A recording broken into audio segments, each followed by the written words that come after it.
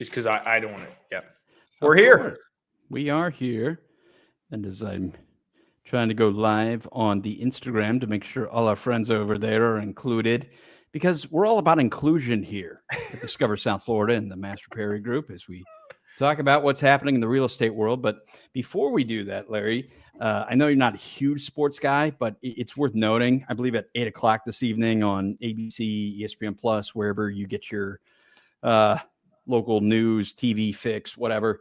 It is the finals of this NHL All-Star break, Frozen Four. I don't even remember what the official name is, but what the NHL's been doing, right, is they have 4 teams, and it's like, the Canadian All-Stars, the American All-Stars, the Finnish All-Stars, and the Swedish All-Stars. I mean, they're all in the NHL, but they divided it up that way.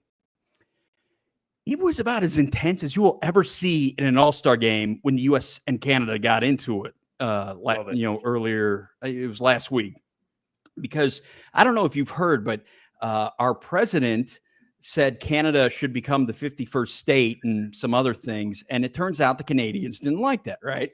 So when they played each other last time in this round robin, they booed the U.S. national anthem. So again, bear in mind, these are the All-Stars. This is kind of an all-star game.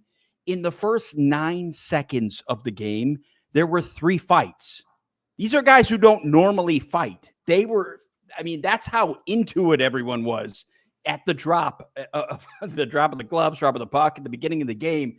Like, you just never see that in an all-star game. So they've, I guess, played everybody, and you got, your finalists or whatever, and it's U.S. and Canada again. That's at 8 o'clock.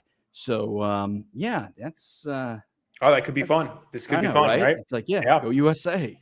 Canada, awesome. Unless you're moving here. Hey, then you're great. So obviously a lot of things have been happening. We have a president, once again, that's normally residing in South Florida. And we also have a governor who is wanting to eliminate Florida's property taxes. So I ask you, Larry Mastropieri, as someone who's been around this for a while, I mean, getting rid of taxes, tax cuts, everything else, it always sounds great. Property tax is not one I've heard about very much over the years. What was your initial take when you saw, some of the headlines about possibly getting rid of Florida's property tax?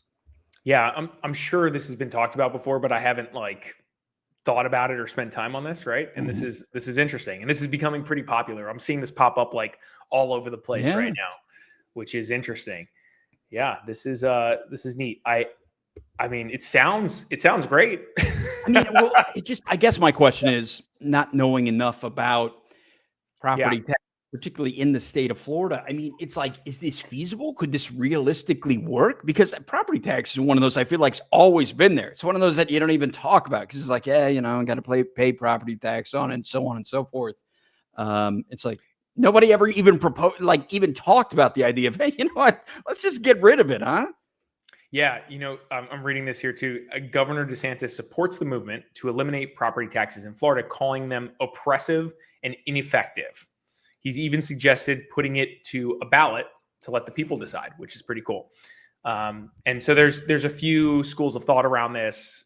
Obviously, if you take a revenue source away from the state or the local counties, cities, that they use this to to pay for schools, roads, stuff like that, right? What how are we going to support our local governments if we just take this away? Because this is a big revenue source.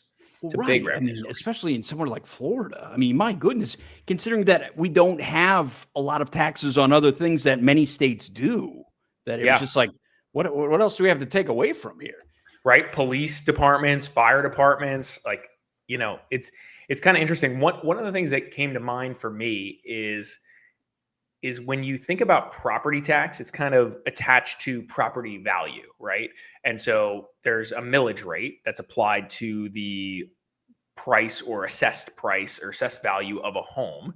So if those assessed values go up, the local government gets more money, right? Because they're charging more for taxes, which is interesting because that's kind of an incentive for the local government to improve the area to, again, continue to increase revenue, right? Because again, property values will go up if they do a good job at working with infrastructure, and the police department's doing a good job and they're keeping crime low, and all these things.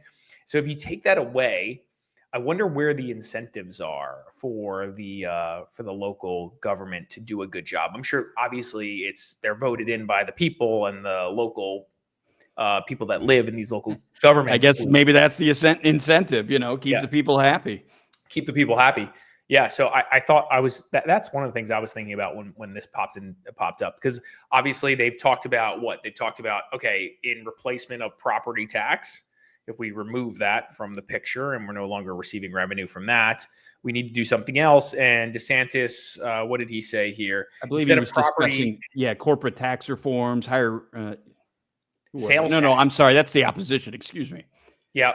So DeSantis was saying, increasing sales tax, which is interesting because then, if you're consuming, you're paying. That sounds like an interesting concept, instead of just like, and that sounds good for people maybe on the lower end of the spectrum that, if they're not consuming, they don't have to pay taxes, right? So that's great, right? You do it's like cable. Yeah. So I'm saying, if you don't have all the channels, if there's anything with the cord cutting or whatever, it's like, well, I don't watch ESPN that often. I don't need it, so it's not like you got to take in the whole cable package like you used to. Now you just need every Netflix and, well, that's something seriously, or like you just don't get the channels that you don't want. And no, I'm not being paid by Xfinity or anything for this. Or you just watch the commercials on these free apps. Yeah. So anyway, back to this. So DeSantis said, instead of paying property taxes on your home, you'd see higher sales taxes on what you buy. Now, one thing that popped in my head when I heard that, I was like, well, that means the people who come to visit Florida are going to spend more money. They're spending money and they're going to have to pay more to come visit. So does that hurt tourism, which is a big economic driver for us? I don't know. Right? No. It's kind of an interesting question. They're still going to go to Disney World. Let's be honest here. Yeah. So what did the opposition say here? And I want to hear what everybody else thinks. So feel free to comment on this. Yeah. Of course. One of my thoughts is I'm looking at some of the facts and figures on this stuff, paying higher sales taxes on things. The reality is I don't get that excited about this because at the end of the day, they're going to get their money. It's like in some form or fashion, they're still going to get their money, and that's fine. That's life, death and taxes, the only guarantees.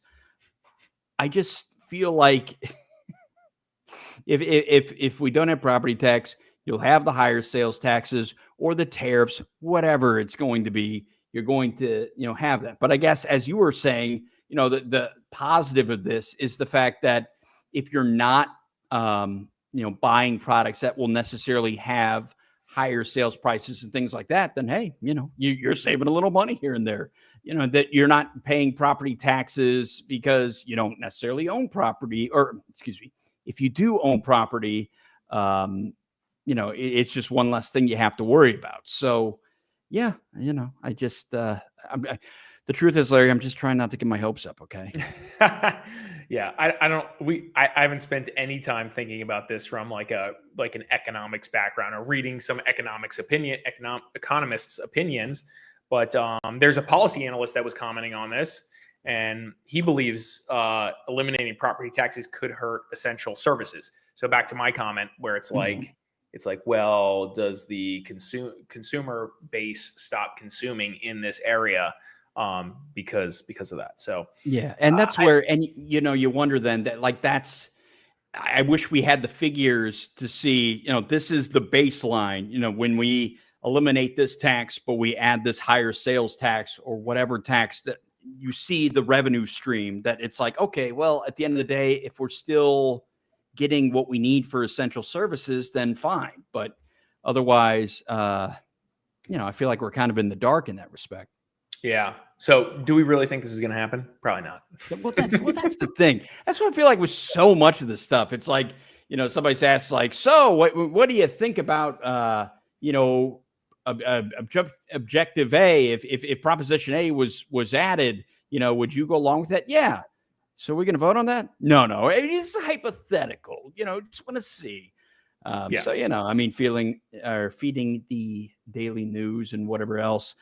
Yeah, it's good for. I think it's good for DeSantis's look to be like, yeah, I'm trying to cut taxes, right? Or like, right. I mean, you're Republican. That's what you do. So he can say stuff like that, and it's probably a long shot that this happens. They go through the process in this article about like what it takes to actually get this done, and there's like, and basically, the conclusion is so far there has been no citizen-led initiatives or legislative proposals on this issue, meaning the earliest an amendment could be put to voters would be 2026. So there's been really no action on this except for people talking about it and some clickbait articles. Yeah. So let's go. Here we are, and we clicked the bait and read it up. I mean, it's something obviously we'll keep an eye on and keep everyone in the loop as we continue to see this situation develop. This also plays into our second topic, which is if property taxes were eliminated, high-end real estate buyers could benefit even more. Because again, people who own real estate would benefit from this. The people who don't own real estate, would they benefit? Maybe because maybe rents go down. I don't know. Probably not, but maybe. So this is kind of an interesting topic as well. And I think what we wanted to touch on here was just like all the record-breaking Miami-Dade and Palm Beach County. I was going to say, you've been spending a little more time in those parts. You've seen it with your own eyes, like some of the stuff that they have there with these $100 million plus estates. Where were we last weekend? What island is that again? Oh, Fisher Island. Yeah. There you go. That's an example of. Well, I was going to say, I mean, that was immediately what came to mind. Yeah. I think we were talking about this $285 million spec home in Manalapan. 200 like 2 weeks ago, right? What is it? When you say $285 million for a home, I'm picturing that Las Vegas Sphere sitting there on a property on Manalapan. That's what that says to me. Yeah, we were looking at it last time. Over $250 million for a house, Larry. Yeah, has that sunk in yet? Because that hasn't sunk in here. It's huge. I mean, it's bananas. It hasn't been built yet, which is and I love when they're selling. It's like, but I want you to close your eyes for a second, and I want you to imagine. Like I'm picturing you just sitting there with the guy, like, oh, just imagine for a moment. Yeah. What did Stone 8419 say? I'm not worried about sales tax because in Cali, where I used to live, I lived in the county with the highest sales tax. That is about 10%. Yeah, it could be. Yeah, it might actually not be might not have or feel like a material change. It could be interesting. It really could be. If you just increase sales tax by a point or two, maybe it covers. I haven't done the math on this. I don't know, but it could be pretty interesting. The concept. So we'll see if it actually happens. I just tend to think that that's a big change from a sales to just eliminate property tax. Maybe and I try to lower it substantially and then increase sales tax a little bit. Maybe that's a good compromise, right? But you see, that doesn't make headlines though, Larry. You got to get rid of it altogether. That's what makes the headlines. I mean, that's what this is about, like anything else. And maybe the reason that something like this is gaining a little more traction is because the president tends to make headlines with every single thing he does.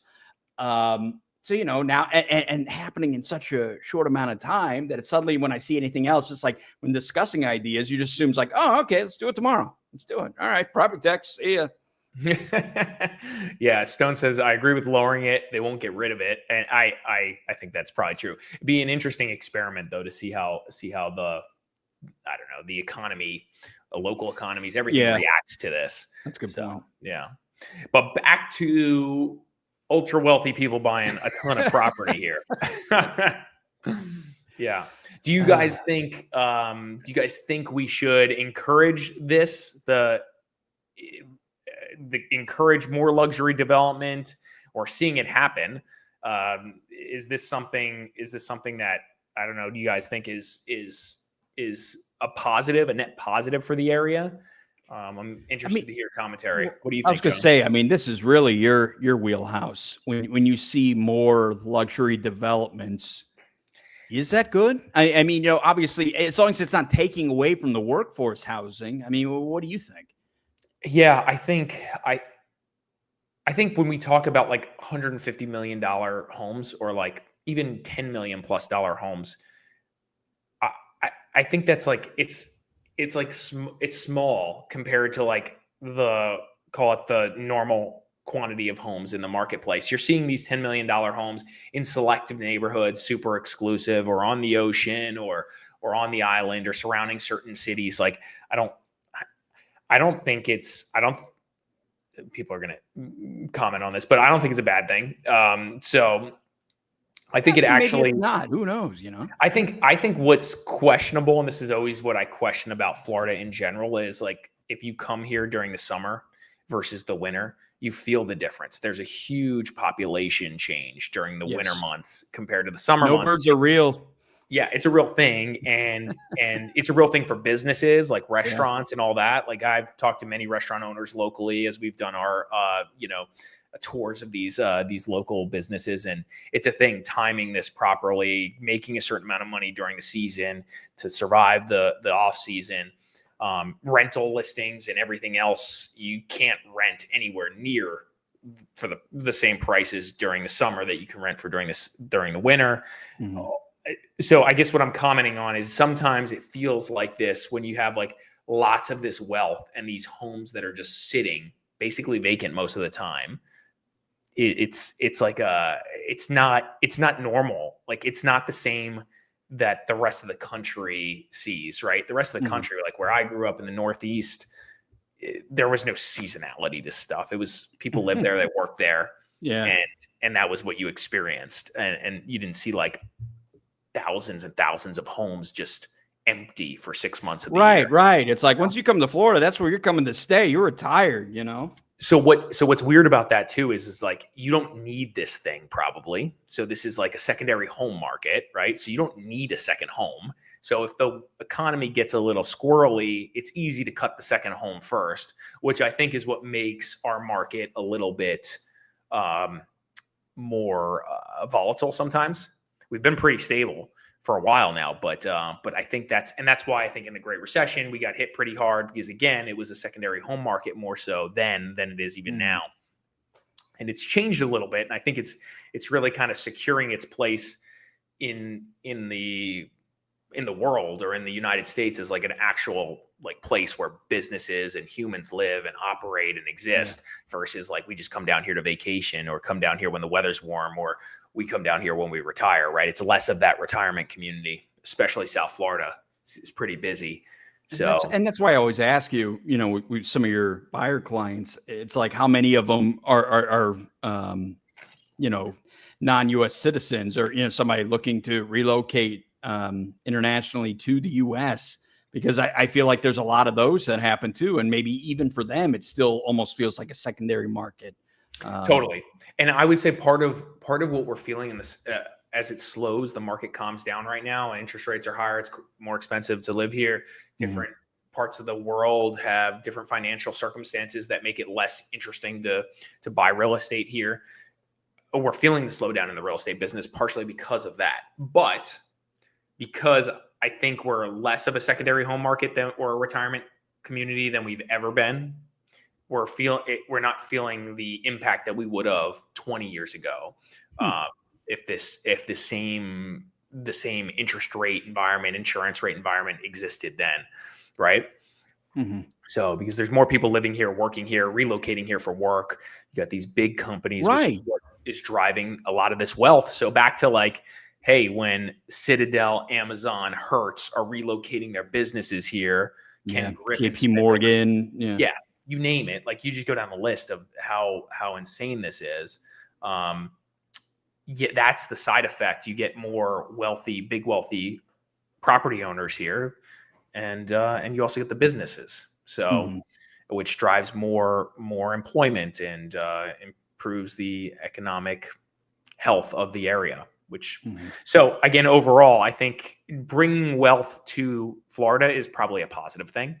And right. I mean, if you're taking that just at face value, I mean, come on in. We're in a capitalistic society. Right. You got to, if you care about money, or you want to live at a certain standard, you have to play the game. You have to get smart. You have to work hard. You have to do these things to exist and operate here. And that's kind of what it is. So yeah. That's my opinion. Well, I was going to say, as I'm looking at some of the notes here that Crystal has put together for us, there is an interesting point. So let's say hypothetically, if property taxes are eliminated, these buyers could obviously save millions more. So you would think that would make Florida even more attractive. So, I mean, do you want to see these tax cuts for homeowners, or do you feel like, the luxury buyers should, pay more because it would be that much more beneficial for essential services and whatnot?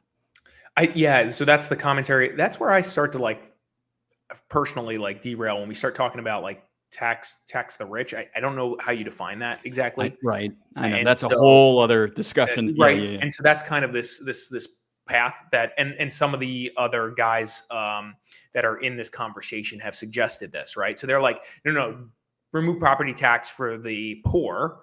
I don't know what that means. But tax the wealthy. What does that mean? $1 million and up? Or $700,000 and up? That's the median sale price in Boca. That's the median homeowner. So what are we talking about? Yeah. Are we talking about $10 million up? Okay. Maybe that's makes sense. Who knows? I was going to say, I guess theoretically that would be, they got to decide where we're going to make that. So I guess it's not, what I'm saying is, how do you make a fair decision on that? You know what I mean? I don't know. So, and we'll leave that to the people that waste our money. Yeah. Right. Yeah. Call Doge. They'll answer the questions. I was going to say, we'll have local Doge, statewide Doge for every state after 4 years from now. Maybe a tear down. Yeah. So maybe that's the approach where it's, I kind of agree with that, or based on income. Man, there's so many ways to do this. It's kind of complicated. So who am I to pretend like I know what the heck I'm talking about? Well, I know, but the reality is I don't even know who the heck knows outside of somebody who deals with, tax accounting and everything else like that. So the tear down approach is almost like, hey, there's a millage rate and you pay based on, the assessed value of your home. So if your home is assessed at 150 million, paying substantially more taxes than the guy who's got, $100,000 condo. Right. So, and I guess, kind of my final thought on that is, how much do you think that would actually deter those highest end buyers from coming down here? So that's my point. If you leave the taxes the way it is, I mean, we're already getting this influx of wealth, which we're about to talk about again here a little bit more on topic 3, but also based on income, that's kind of what it's kind of back to what income, right? Because these guys at $150 million homes, I don't even know if they make any money, right? We've gone through this before where it's they don't have a standard income. So it goes back to whoever has an income, which is usually the hardworking doctor, the person who went through 9 years of school to get to their whatever, and they're making 200, 300 grand a year. They killed themselves to do that. Are we gonna base it on income and charge those guys who killed themselves to get there? It's not really super rewarding. But who knows? Again, that's a great point that could be saved for a totally other type of discussion. This is a very touchy subject we're getting into. I know, right? Yeah, I understand. And you're doing a great job of treading the waters here. Yeah, we're trying to. We're navigating along here. As you just mentioned, with our third topic of the evening, how wealthy New Yorkers flocking to Palm Beach in supercharged Southern migration have caused house prices to skyrocket. I'm sure you have seen a lot of that over the past couple of years. I mean, from your buyer clients and stuff, there was a noticeable amount of people that looked like they were making that move down here on more of a full-time basis, going back a couple of years. Yeah, I mean, it was chaos in 21. I mean, just complete chaos. But that was, what did we joke? Who was the Cuomo was the governor of New York at the time? Yeah. Or we were putting up signs like Cuomo's the realtor of the year. the Florida Realtor of the Year. So. I never saw that, but that's awesome.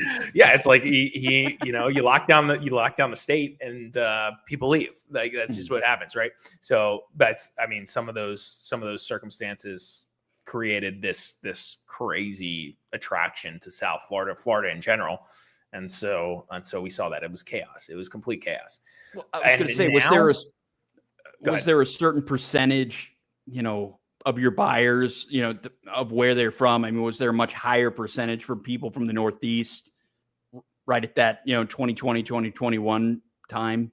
Yeah, for sure. And people that were living in cities were living in apartment buildings or condo buildings in these cities, that's what it felt like. And they were all trying to buy something. It was really nuts. The remote work thing created an improvement in our real estate market as well. Mm-hmm. And then, so the question is like, this is the question we debate, me and my business partner who buy apartment buildings together. Was the demand for, or the increased relocation from other parts of the country to here, to South Florida or Florida in general, pulled forward? So everybody that was going to come here in the next 5 to 10 years, did they all just come in 21, 22, 23, 24? Or are we still going to see the same growth that we were seeing in 2015 to 2019? And it's just going to, so we just got all these extra people, plus we're going to continue to see that steady growth. So, which is, that's a great thought. So it's like speculation on like, okay, is demand going to hold strong? Is rental demand going to hold strong? Like what does the future look like from a demand perspective? We obviously know the pandemic had crazy demand. Now we're kind of back to arguably 2019 inventory levels in Boca and South Florida in general. And so are we going to blow by that because demand is grossly pulled back because we pulled all that traffic or all that relocation to 21, 22, 23. And now we're going to feel this like, whoop, inventory goes up, prices kind of soften again, and there's less demand for this stuff. That's the question. And what's the answer, Larry? And the answer is, I think we did pull demand forward. Like, I think that's a thing. So that would be my guess. Like, I don't think, maybe not like for the next 10 years, but for like anybody who was interested or thinking about this over the past 5 years out, or people that just had political beliefs, it kind of fueled them. If they liked the Florida environment, they wanted to be there and they wanted to be out of the political structure that they were in. Right. So yeah, I would say demand was pulled forward, and we've seen like a lot of people that came down here go back to their places they were living. I totally sold them homes in 21 and then sold they went back already. They've gone back. So like, that's the other trick. It's like in certain areas, I think you're seeing that like, reverse migration, right? Really? So that's you've actually seen that's been happening over the past year or so. Some people just didn't. Florida wasn't what they thought it was going to be. So, it's different. It's totally different than like no. Where I grew up, it's different. We talk about it all the time. Like even some of the realtors that are on our team, I let them know, like, welcome to South Florida. Like this is the wild, wild west a little bit. There's a different thing going on here. You learned, yeah. Florida man is real. Yeah. And there's just levels of the Florida human that's different from other people. Yeah. I think one of the best lines I've ever heard regarding, living in Florida is it's like the one state that the farther north you go, the more southern it gets. I'm like, God, that is so accurate. So true. Yeah. 100%. I think what South Florida has that's different from like other parts of the country where a lot of people migrate from is in some cases there's just so much transient nature of the population. Like, again, we talked about snowbirds. There's a lot of people here back and forth. Like they spend a couple weeks here, then they go back, and they spend it like maybe they spend a week or two a month here. You got all these different people doing all these different things. And then you also have all these different cultures because people are coming from everywhere. This is like a huge international market. Yeah. All of South Florida is. I mean, Miami is a big example of that, but it's all over South Florida where we're at, everywhere.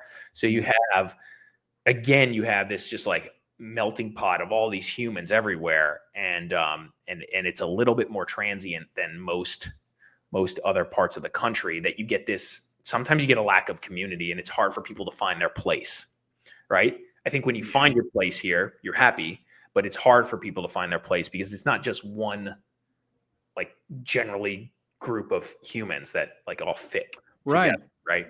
Yeah.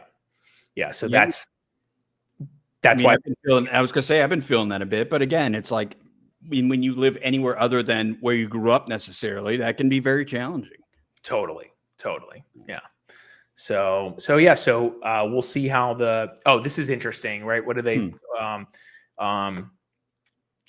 what do they say here? By 2023, nearly 20% of all listing views for Palm Beach homes came from New York. Right? Wow. So 1 out of 5. I mean, that's, geez. Yep. Like for our listings for a period of time, we would target on social media and other digital channels certain zip codes in New York that were getting the most we were getting the most migration from. Right. Running those ads there were effective in selling homes and getting our sellers, homes in front of the people that wanted to buy them. So yeah.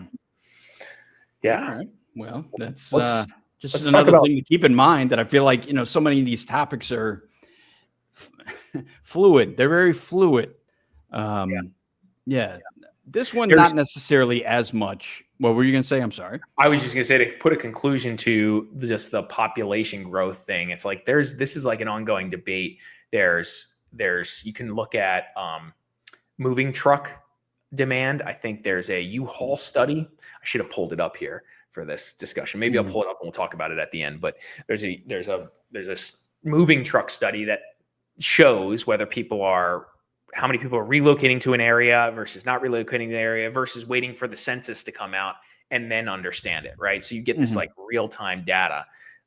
So it's pretty cool. But let's move on to topic 4, which is more kind of more interesting. Yeah, a little more bougie, if you will. But interesting enough, when I see this headline, I don't see Miami attached to it. No, that's because Ferrari-inspired Casa Maranello, however you pronounce that.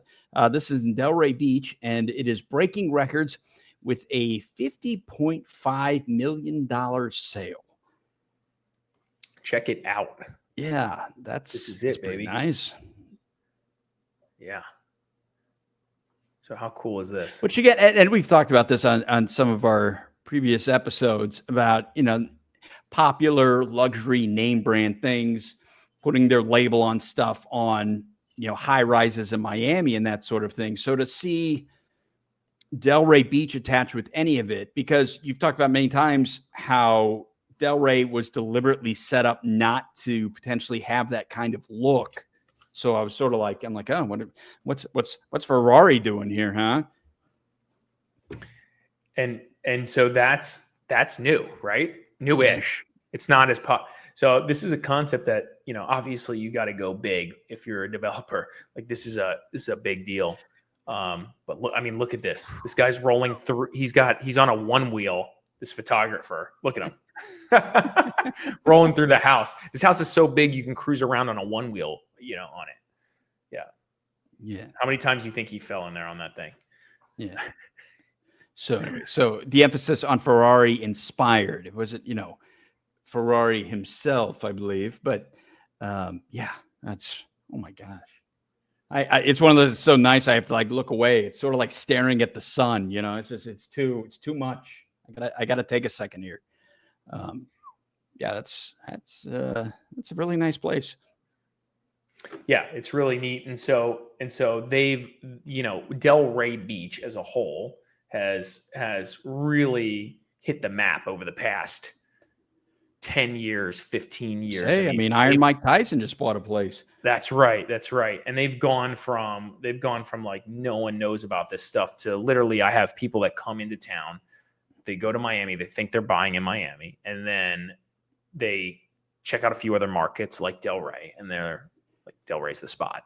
Right. So And it's like, it's not just about the money, you know, it just, there's no doubt if you're not accustomed to that. I mean, it's very overwhelming. It's like, I've told people it feels like stimulation overload. You know what I mean? There's like, there's so much all over the place. I'm like, man, I'm scatterbrained enough. Don't like, I feel like you're messing with me. Yeah. Yeah. So Miami's a little too intense for people. And it's getting more intense. So we're getting like people, like I just was with a client from Sunny Isles. They're selling their condo down there. They're going to buy a $4.8 million home in downtown Delray area. And so they're relocating. So they're going to get out of the condo that's expensive, $2-3 million condo. And they're going to buy, and by the way, they're in their 60s, 70s. They're going to buy this big house and live, you know, almost walking distance to downtown Delray. And they get that cool small town vibe with plenty of stuff going on. Right. And they don't feel so trapped. So like they can't go anywhere. This couple that I was with, and we're likely going to put an offer in on this property, this new build property. They were like, hey, listen, we're moving up here first. We got 5 other people in our building that want us to give them, you know, like an idea of how this whole process goes. And so once we do this, we're going to work with you to do the next 5 people, which is bananas. So you're getting this like commute, like this, like what, and we've seen this, right? People are leaving the bigger cities, the dense areas, and moving to the less dense markets. And the people that were living in Boca Raton for the past 30 years, they think Boca Raton's dense, and then they're relocating to Port St. Lucie, Jacksonville. Yeah. I mean, you know, there is some of that. So you have this constant like movement from more expensive markets to cheaper markets. And as they hit certain thresholds, you get certain groups of people. And Delray has definitely hit that threshold without question. It's hot, baby. Right? Hold on. Yeah. 50.5 million. That's yeah. And so like here's just an example of the market overall. Like you can see there's a number of 20. Where was that place again? Like within Delray Beach? Like I'm trying to picture that here. Let me see. I didn't actually pull the address. Well, I saw it was on the MLS. You had it up right there. Yep. I don't think it was central or west. So here's a couple 50 million, right? So that's not even the same 50 million. I don't think so. No, these are like 3 other 40 and 50 million dollar sales. Look at this thing. Whoa. Oh, this is it. Bingo. Okay. How could we miss it? There we go. Here, I'll show you where it is on the map. So this was out west, by the way. I was just going to say, I thought it was out west because this is a big, call it Billionaire neighborhood. Hold on, let me tell you the name of this one. This neighborhood, Stone Creek Ranch. Okay. So actually, I went to a charity event in this neighborhood. I mean, it's unbelievable. It's unbelievable. I mean, I feel like these are like hidden villages and stuff, like these multi-million-dollar, billion-dollar, whatever you want to call it. I feel like, they're just it's just out of control. Isolated, you know, just out of control. Yeah. So interesting. So you and again, like if you look at this map, there's 3 of them that sold 40, 50, and 50. Wow. 3 different addresses. There's others. There's one listed for 74 million. There's one pending at 32. This one's on Ocean though. Okay, you got to pull up the 74. I got to say this. All right. Well, here's this one that's on the Ocean right now. That's pending. Okay. 32 million. Pretty neat. That's nice. Right? Cool vibe. Different style, obviously, but cool. With the coral. All right, let's go 74 million. What do we got? Okay, on the Ocean. This is awesome. Just south. So right around the pandemic, 22-ish, 2022, I was in one of these homes with a client. They were asking 11 million. It needed the business. And gosh, I think I don't even know what it's worth today, but I think it's worth in the 30s. My client is like kicking himself for not doing that. And we were me and the designer I was with and him were kind of close. So we're just like, man, you got to do this deal. You got to do it. And he's just like, I don't feel like spending this kind of money, whatever. And now he's like so upset about it because he knows it's basically out of his range now. Like to live on the Ocean now is just not really doable. At that, like 10 million was like a good number for that guy. But yeah, look at this thing. So So yeah, I mean, this is gorgeous when you have, and this is something that some of the homes on the ocean in Delray have. You have this a little bit of space between you and the beach, so it feels like you have this like pretty walk.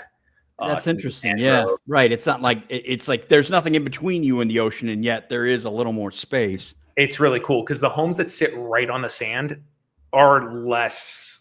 I don't know. The vibe is different. It's just different. So again, I toured a bunch of these with a couple of our clients, when they were more affordable.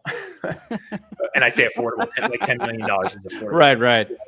Yeah. So, but yeah, you can see there's a number of homes that are over the $10 million mark in Delray, which is neat. So now, from your professional observations, have you noticed more of those, really higher end luxury homes coming up on the market recently? Yes, but yes and no. I would say the developers haven't stopped, and because I'm spending more time in like the 4s to 10 range, right? So like I would just say in that range, they're still trucking along here.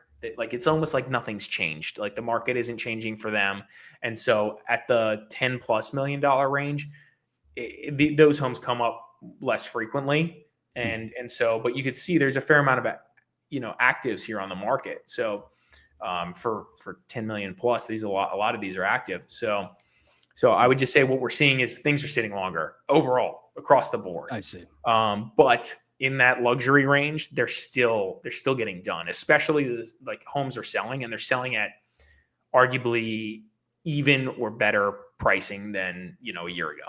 So whereas like stuff that's good. I mean, that's good, I guess. It's like you're looking to sell, you can still make it happen and do all right.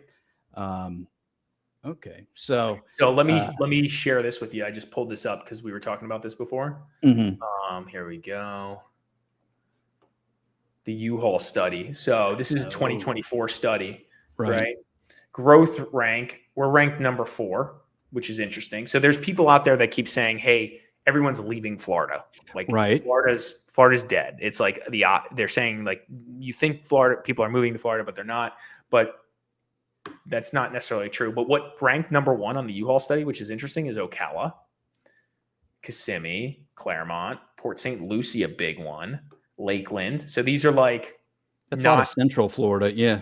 Well, what's happening here is you see none of South Florida's on this list here. Yeah.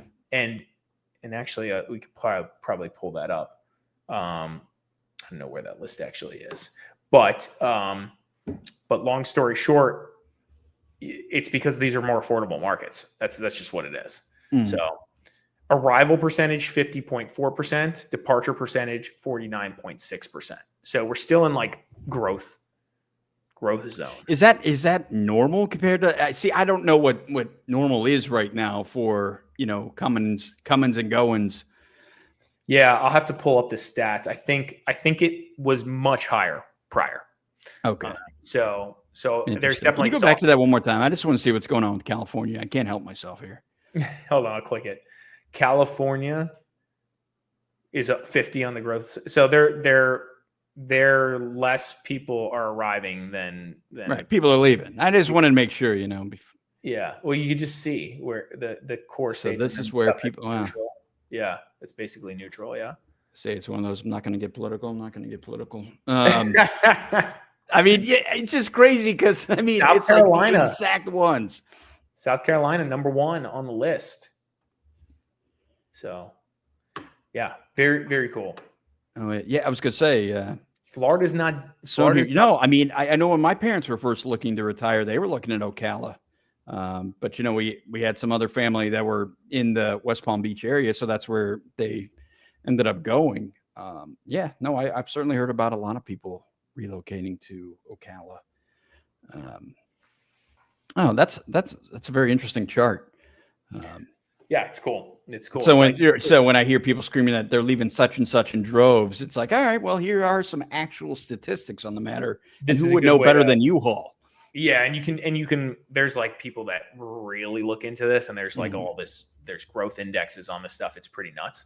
So anyway, you can go down the rabbit hole on this. So generally speaking, I'd say demand was pulled forward, and right now we're just experiencing a nice, soft, healthy growth, which is probably where we should be anyway. So exactly.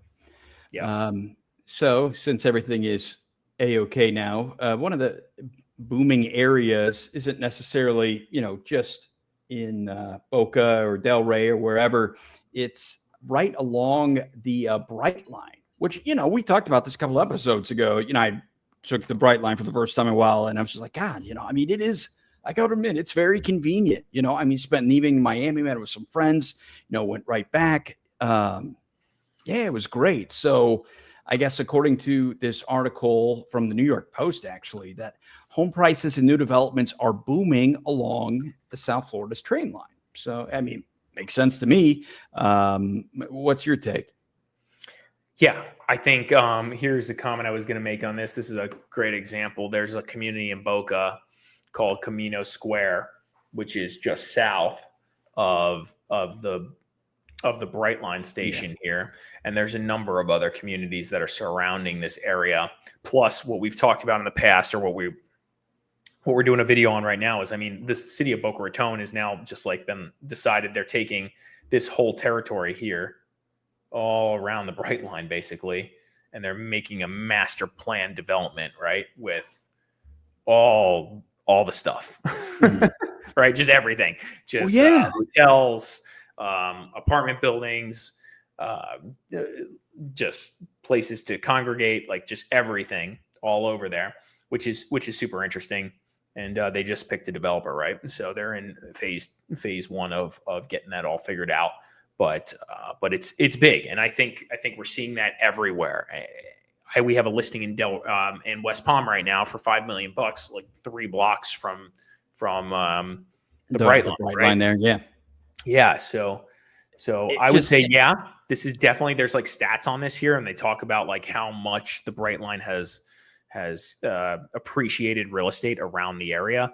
I have a hard time really just being like, yeah, that's all Brightline, because again, they're doing math from like 2018 to 2025, and it's like, duh, there was appreciation. It's just right, everything. Yeah. So the question is like, how much is attributed to that? I would just say it's all positive. It's all positive. They talk about like luxury properties and this being a game changer for Brightline, or for the luxury properties around the Brightline. I think it's cool. I just don't know anybody that I work with that's like a luxury buyer that's like, I need to be close to public transportation. You know what I mean? Mm-hmm. Like, it's cool. Like, don't get me wrong. And the Brightline's pretty fancy. And I live, a mile from it, right, John? And you live like a mile 2.5 miles. Yeah. Yeah. Or whatever. 2 miles. But it's right down the road. Yeah. So I would just say, like, I don't think in the luxury homes around me, I don't think anybody is like making buy decisions because of that. And I don't think they're paying up for that specifically, but I do think it's adding to the overall, economic improvement of the area, which will drive values. Right. So, yeah. I will say I'd be interested to know, and I have no idea how you would be able to figure it out, when they opened the hub in Orlando. Because now you have gotten to a completely different market. I don't know why people crash into the Brightline. It's perplexing. But there's some great accounts on Instagram you could follow that keep tabs on how often people get into wrecks with the Brightline station. It's insane. It's great. Well, it's not great in that, I hope no one's seriously injured kind of way, But they're fun. It's funny. It's like Brightline just hit another. If you ever see videos with it, it's like people like they're trying to get around the whatchamacallit, turnstile when it comes down. It's like, it's one of those that they knew exactly what they were doing, and this was an FAFO situation. And they find out every time. So aside from that, going back to the hub opening in Orlando, I would be interested to know how much a difference that makes, because now not only have you opened up in a completely different market, it's a tourism center, as big as anywhere on the planet. Well, what's So interesting, great example. I mean, my sister, she's got a couple little kids, her and her family, they go stay with my parents. They can go take the Brightline, spend the day in Orlando, and then come back that night. I mean, there's got to be people that see that as a potential, move. yeah, and you know what else is interesting? A client had just reached out to me, or he's now a client. We're looking for a home for him in Boca, but he's been commuting on the Brightline every week from Orlando down to here because his office is on Military. And so he's got a car. He keeps the car at the whatever. He keeps it, I guess, parked at the Brightline, and then he drives to work. And so he takes the train every day. Not every day. He takes it like once a week, stays for 3 days, goes back, works remote for 2 days. And so now he's looking for a place here, but he's been doing that for like years. And so, or ever since this Brightline's been in process. So it's been like a game changer for him. He lives close to the Brightline in Orlando, and then he just shoots right down here. And he's in Boca. And so I think what's happening is development is more development is happening around, key transportation locations such as the Brightline.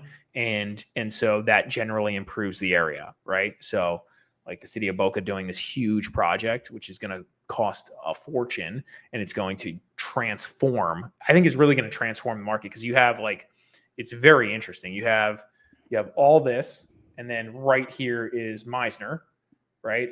And right here is Royal Palm Plaza. And so just everything in this area is just, it's going to be a big game changer. So, no, I'm looking forward to seeing it. Yeah. So. But that's the Brightline. Yeah, they're saying the total resale value in the area has jumped 131%, 321 million to 743 million. That's kind of interesting. This is in Miami, and they're saying it's up 31% since 2018. I just again, everything was going up. Yeah. Condos near the station have seen price increases of nearly 60%. Again, talk to me about what was the Brightline, but I don't know how much that it really, it's probably affecting value, but I don't know. So yeah, for example, they're talking about around Miami, JEM private residences are going up, Okan Tower, 1st and 5th. So there's just a bunch of stuff that's development around it. And Fort Lauderdale seeing the same, West Palm is seeing the same. I mean, everybody's kind of getting behind this, and there's just claims of huge growth from Brightline exposure or adjacency. So, yeah. Let's talk about, and we'll cap it at this. Let's talk about the 24th annual South Beach. Well, I was about to say, I mean, I know you're quite the wino. I didn't know if you and Dana were going to head down there this weekend. So Dana's going. Is she? She's a wino. So yeah, she's leaving me. Okay. I'm not. So right. So yeah, so she's down there with her friend or her girlfriend. They go every year. This is they love this place. They love this event. This event is supposedly, I should probably go because I was going to say now you kind of piqued my interest here. I think there's tickets that are really expensive that they've bought. Whatever, I'm sure there's tickets to a bunch of random things in here that are super expensive. So they've bought tickets to different things. I haven't even talked to her about what she actually does, but this is third year she's gone with her girlfriends. They get a hotel, they stay there, they jump. All right, well, that's good. They take the Brightline down to Miami. That's what I'm saying. They don't drive, and they take the Brightline down for the weekend, and they have a great time, and they get hammered and eat food. Right. How much better can it get? So, yeah. No, as to say, it's So this is the 24th annual Food Network South Beach Wine and Food Festival. So it's a Food Network event, which is kind of cool, right? Yeah. Where let's say Karens of all shapes and sizes flock to get their wine fix and luxury food options. It's it sounds fun. So it's 4 days, 100 events going on, right? I mean, this is going to be wild, right? I guess it started today. So we've already missed some of it, John. What are we doing? Story of my life, man. Yeah. So tomorrow, I guess, is a big deal. I wonder if my fiance is going. Wine spectators best of the best. It's held at the Fontainebleau in Miami. Luxurious high-end tasting event where you'll sample dishes from 60 plus acclaimed chefs and prestigious wineries. So it's classy. It's super classy. Why do I feel like there's parts of this event that's not that classy? No. And I'm sure right. When the ticket sales for certain events and the price ranges, it's like sitting in upper deck, at sporting events. Yeah, there's gonna be distinction here. I'm sure. Yeah. I'm sure. Yeah, I'm sure there's different levels of this. So, all right. Yeah, cool. Well, that's all I got.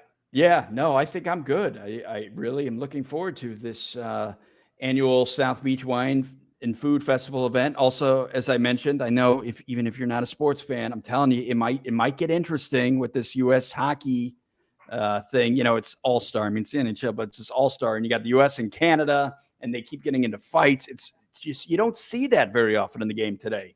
Especially with All-Star games, that people actually care. Like the players, they care. I'm going to play that in the background while I'm making some more of my phone calls. That's what I'm saying. We're like, so-and-so drops the gloves. Here they go. Yeah. No, because again, it's like just all you got to do is watch the first couple of minutes. If they boo the U.S. national anthem, which is what happened last time the two played, it's going to be on like Donkey Kong. Past that, then, go about what you were doing. I'm just saying. I'd be interested to see if they boom again. Now I think they want to do it just because they know it'll make it interesting. The fans were doing it, or were they? Yeah, the fans, because when there's a Canadian and a U.S. team playing any night, they always play like the Canadian and the U.S. national anthem, whatever. And yeah, I guess when they played the U.S. one, they booed the hell out of them. That's so good. That's so good. All right. So anyway, for Larry Mastropieri, broker owner of the Mastropieri Group, based right here in South Florida, I am John Laws of Discover South Florida. Thanks for tuning in, and we'll see you guys on the next one.